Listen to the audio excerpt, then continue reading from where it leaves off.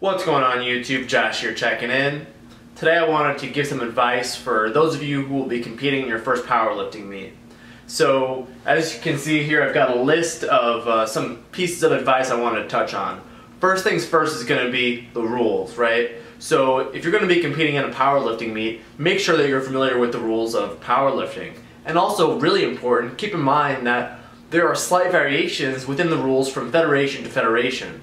So it's really important that you know which federation you're competing in and you review their rule book at the start of your training, right? You don't want to read the rules, say, the day before the meet and realize that their commands for the bench press might be different, or their slight variations in the things you can do might be a little bit different, in which case that can mess you up, right? So you want to make sure that throughout the entire training cycle you are basically training using the rules that you'll be competing with. So that's the first thing. Next is equipment, and this is a really huge issue, something really important to keep in mind. In the rule book they'll tell you what kind of equipment they'll basically be using, right? And I have an entire video where I talk about the importance of using specific equipment, especially if you're going to be competing. I'll link that below. But suffice it to say that if you have the ability to train with the similar equipment that will be used in the meet, I would recommend it. On the note of equipment as well, keep in mind that that also includes the equipment that you're allowed to use. For example, are you allowed to use knee wraps? Are you allowed to use a belt that's a certain size? There's all these kinds of things that will be in the rules and are very specific. One thing that I found on a few organizations that I've competed in is in the rules, you might not even think this is something related to equipment, but it's a big deal. A lot of the federations will not allow you to have basically like an Under Armour kind of compression short coming out on the bottom of your singlet.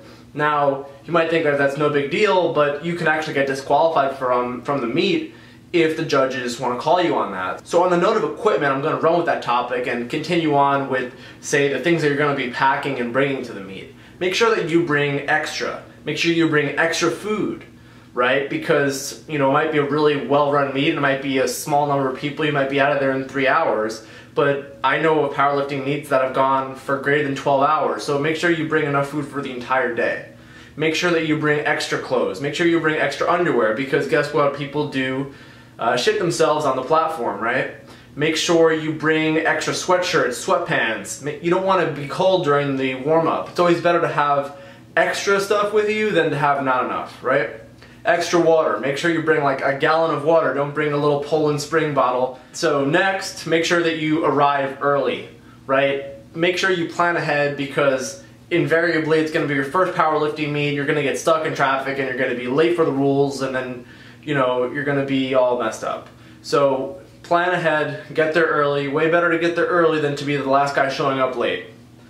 Next is going to be a temp selection. So I just made an entire video on a temp selection. I'm not going to go through it because there's that video already. So I'm going to link that video below in the description box. Just keep in mind, for your first meet, you want to be conservative. You want to open light, okay? In the video about a temp selection, I mentioned about percentages to consider opening up with. Just keep in mind that you really want to get your name on the board, and the purpose of your first meet is just really to have the experience of competing in powerlifting, not necessarily for you to break any world records. And lastly, make sure to have fun, right?